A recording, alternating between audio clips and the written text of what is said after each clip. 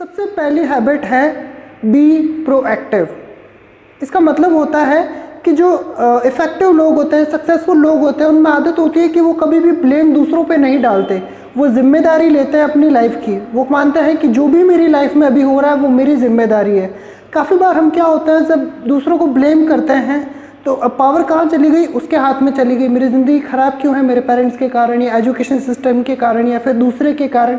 लेकिन जब मैं कहता हूँ मेरे कारण है तो अब मैं कुछ बदल सकता हूँ, क्योंकि मेरे कारण है। अपने आप को तो चेंज करना आसान होता है ना।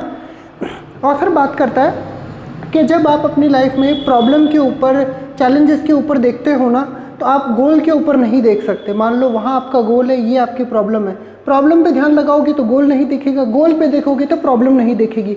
उसी प्रकार जब आप लाइफ में उन चीज़ों पे ध्यान लगाते हो जो आपके कंट्रोल में है। आपके कंट्रोल में क्या है?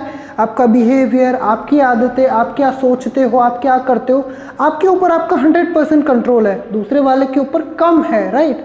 तो सबसे पहली हैबिट है बी प्रोएक्टिव, यानी अपनी लाइफ की जिम्मेदारी खुद लेना। अब अंदर क्या होता है मैं आपको बता देता हूँ। जो लोग प्रोएक्टिव होते हैं ना, वो हमेशा यही कहते हैं, ठीक है मैं करूँगा, मैं ये करना चाहता हूँ और पूरी मेरी जिम्मेदारी है। और जो प्रोएक्टिव नहीं होते वो क्या कहते हैं, मैं उसके कारण नहीं कर पाया, मेरी लाइफ में पेरेंट्स ठीक नहीं है, मेरी एजुकेशन ठीक नहीं थी, मेरे पास पैसे नहीं है, वो नहीं है। मतलब जिम्मेदारी दूसरी चीज़ों पे डालना। तो पहली हैबिट क्या है? Be responsible. आपकी लाइफ की जो भी चीज़ें हैं वो आपकी, उसकी जिम्मेदारी है। देखिए, लाइफ में बाहर जो हो रहा है उस पर अपना कंट्रोल नहीं है, लेकिन जो खुद के अंदर हम सोचते हैं, जो फैसला लेते हैं, वो हमारे हाथ में है। कहते हैं ना कि 90% आपकी लाइफ किसके ऊपर निर्भर करती है? आपकी डिसीजन के ऊपर। और 10% किसके ऊपर निर्भर करती है? आपके साथ में क्या होता है उसके ऊपर। तो पहली हैबिट बी प्रोएक्टिव। दूसरी हैबिट की बात करते हैं जो कि है begin with an end in mind. जो भी चीज़ आप करें उससे पहले पूछे कि एक्चुअली मैं इससे चाहता क्या हूँ, मैं कर क्यों रहा हूँ, उसको करने का रीज़न क्या है। काफ़ी बार हमें पता ही नहीं होता रीज़न, हम ऐसे ही कुछ भी काम कर रहे होते हैं ऊट पटांग। तो सेकंड हैबिट कहती है कि जो भी चीज़ आप शुरू करो आपके दिमाग में कुछ होना चाहिए कि अल्टीमेटली मैं चाहता क्या हूँ। एक सिद्धांत होता है एवरीथिंग इज़ क्रिएटेड ट्वाइस। हर चीज़ दुनिया की 2 बार बनती है, चाहे ये बिल्डिंग हो, चाहे ये मोबाइल हो या फिर कुछ भी हो। पहले इसका प्लान बनाया था बिल्डिंग का, फिर इस बिल्डिंग को बनाना शुरू किया था ना। सोचो क्या हो अगर बिना प्लान के इसको बनाना शुरू कर दे, तो जो 50 लाख में बिल्डिंग बनी है वो 1.5-2 करोड़ पे चली जाती, और फिर भी हम जैसा चाहते हैं वैसी नहीं बनती। जब कोई मकान का नक्शा बनता है कितनी ज़्यादा माथाफोड़ी होती है कि भाई ऐसा यहाँ पे ये होना चाहिए, यहाँ पे ये होना चाहिए। हम घर के सभी मेंबर से सलाह लेते हैं, राइट। तो आपकी लाइफ में भी आप पूरी ज़िंदगी में क्या चाहते हैं, 10 साल में क्या चाहते हैं, 5 साल में क्या चाहते हैं, इस साल में आपको क्या अचीव करना है, वो आपको पेन से लिखना चाहिए अपनी नोटबुक के अंदर, ठीक है। तो ये हो गई दूसरी हैबिट। तीसरी हैबिट है पुट फर्स्ट थिंग्स फर्स्ट, यानी आपकी लाइफ में जो इम्पॉर्टेंट है, जो सबसे इम्पॉर्टेंट चीज़ है, उसको सबसे ज़्यादा समय आपको देना चाहिए। ऑथर बात करते हैं कि 6 चीज़ें हैं आपकी लाइफ में जो सबसे ज़्यादा इम्पॉर्टेंट है। सबसे पहला चीज़ हो गया आपका फिटनेस, आपकी बॉडी की फिटनेस। दूसरा हो गया मेंटल हेल्थ, आपकी मेंटल हेल्थ। उसके बाद में हो गया रिलेशंस, फिर मनी, उसके बाद में सोशल कंट्रीब्यूशन, और उसके बाद में आपकी सेल्फ डेवलपमेंट, आपका खुद का ग्रोथ। तो ये चीज़ें होती है जिसके ऊपर आपको फोकस करना चाहिए। अब नेक्स्ट हैबिट के ऊपर हम लोग चलने जा रहे हैं जो कि है चौथी हैबिट, जिसका नाम है विन विन और नो डील। इसका मतलब होता है कि अगर आप लाइफ में ये सोचते हो कि भाई मेरी जीत हो जाए, सामने वाला हारे, या फिर इसका उल्टा, सामने वाला जीत जाए, मेरी भले ही हारो, सामने वाला जीत जाए, इन दोनों के अंदर ही प्रॉब्लम क्या है कि लंबे समय तक आपका रिलेशन बना करके नहीं रख सकते आप। क्योंकि अगर बार बार आप ही जीत रहे हो तो सामने वाला सोचेगा यार इससे तो मतलब कुछ फ़ायदा नहीं होता, तो वो आपके साथ में कंटिन्यू नहीं करेगा। और अगर आप ही बार बार हार रहे हो तो काम ये चल नहीं सकता। और फिर बात करता है चौथी हैबिट क्या है कि दोनों का बेनिफिट हमेशा हमें होना चाहिए।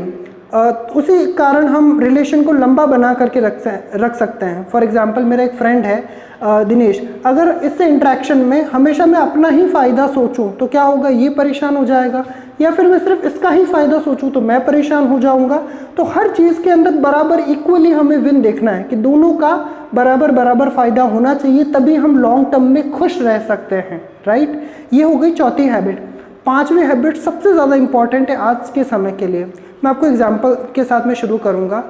अब मानिए कि आप मेरे पास में आते हैं, मैं आंखों के चश्मे वगैरह बनाता हूँ, आप मेरे पास आते हैं और आप कहते हैं कि बॉस ना मेरे को साफ नहीं दिखाई देता, कुछ चश्मा वगैरह बनाना है। तो मैं क्या करता हूँ, मैं अपना चश्मा आपको देता हूँ और कहता हूँ ये लगा करके देखो। आप कहते हो नहीं यार साफ नहीं दिख रहा। मैं कहता हूँ क्या बात कर रहे हो, मैं तो इतने सालों से लगा रहा हूँ, मेरे लिए तो अच्छे से काम कर रहा है, तुम बहाने बना रहे हो, ये तुम्हारी गलती है। हम लाइफ में भी तो ऐसा ही करते हैं। काफ़ी बार हमारे लिए जो सही है हम सोचते हैं उसके लिए भी सही होगा, हम उसकी सिचुएशन को, उसकी परिस्थिति को नहीं समझते। तो पांचवी हैबिट क्या बात करती है कि आपको दूसरे पर्सन के पॉइंट ऑफ व्यू से चीज़ों को समझने की कोशिश करना है, क्योंकि अगर वो पर्सन नहीं समझा और आपने ज़बरदस्ती उसको मना दिया तो वो नहीं मानेगा। अब ठीक है थोड़े टाइम के लिए आपके साथ अग्री हो जाएगा, लेकिन लॉन्ग टर्म में वो आपके साथ अग्री नहीं होगा। जैसे आप टीचर है, मान लीजिए आप क्लास में बच्चों को फोर्स करते हैं पढ़ो पढ़ो पढ़ो, आपके सामने पढ़ लेंगे, आपके जाते ही नहीं पढ़ेंगे। मोबाइल चलाने के लिए आप फोर्स करके समझाओगे, आपके सामने नहीं चलाएंगे, बाद में चलाएंगे। तो जब तक पर्सन खुद से नहीं बदलना चाहता तब तक उसको आप नहीं बदल सकते, ये रियलिटी है। खुद को ही बदलना होगा, और वो खुद कैसे होगा, जब आप उसको सुनोगे, बोलने से ज़्यादा सुनो, और जब पर्सन कहे कि हाँ आप कुछ बोलो तब आपको बोलना चाहिए, हम उसका उल्टा करते हैं। तो ये पांचवी हैबिट है। छठी हैबिट है टीम वर्क, यानी कि अपनी जो कमी है उसको पूरा करना दूसरे के साथ में। जैसे एप्पल कंपनी है, एप्पल कंपनी को दो लोगों ने शुरू किया था, स्टीव वॉजनियाक और स्टीव जॉब्स। स्टीव जॉब्स जो बंदा था वो आर्ट का था, मतलब उसको डिज़ाइनिंग अच्छी लगती थी कि जो मेरा मोबाइल है वो सुंदर दिखे, इजी हो, उसको टच करने में मज़ा आए, उसका कलर अच्छा हो, डिज़ाइन अच्छा हो। दूसरा जो बंदा था स्टीव वॉजनियाक, वो कैसा बंदा था, वो टेक्निकल का था कि ये फ़ोन बार बार हैंग ना हो, सिक्योरिटी इसकी टाइट हो। तो स्टीव जॉब्स डिज़ाइनिंग में अच्छा था, मार्केटिंग में अच्छा था, और दूसरा बंदा टेक्निकली अच्छा था, राइट। तो दोनों ने अपनी एक दूसरे की जो कमी है उसको पूरा किया। तो छठी हैबिट टीम वर्क। और लास्ट सबसे हैबिट है वो है शार्पन द सॉ, यानी कि अपने आप पर काम करना ताकि आप लंबे समय तक अपनी लाइफ में टिके रह सके। एक बुक में मैंने पढ़ा था कि जो लोग ज़्यादा सक्सेसफुल होते हैं वो खुद पे बहुत ज़्यादा काम करते हैं, क्योंकि आपकी लाइफ में जो कुछ भी है वो आपके कारण है। अगर आप अच्छे हो तो आपकी लाइफ अच्छी हो जाएगी। तो सेवन्थ हैबिट क्या है, अपने ऊपर काम करना। अपने ऊपर काम करना मतलब 4 एरियाज़ पे काम करना। पहला है अपनी मेंटल हेल्थ। मेंटल हेल्थ के लिए आप बुक पढ़ना हो सकता है, मेडिटेशन करना हो सकता है, लिखना हो सकता है। दूसरा है फिजिकल हेल्थ, उसके लिए डाइट, एक्सरसाइज, बॉडी के ऊपर काम करना। पहला मेंटल हेल्थ, दूसरा एक्सरसाइज। तीसरा हो जाता है आपके इमोशनल मतलब आपके रिलेशंस अच्छे हों दूसरों के साथ में। और चौथा है सोशल कंट्रीब्यूशन, कंट्रीब्यूट करना कुछ सोसाइटी के लिए। तो ये 7 हैबिट्स हैं जो मैंने इस बुक से शेयर करी है।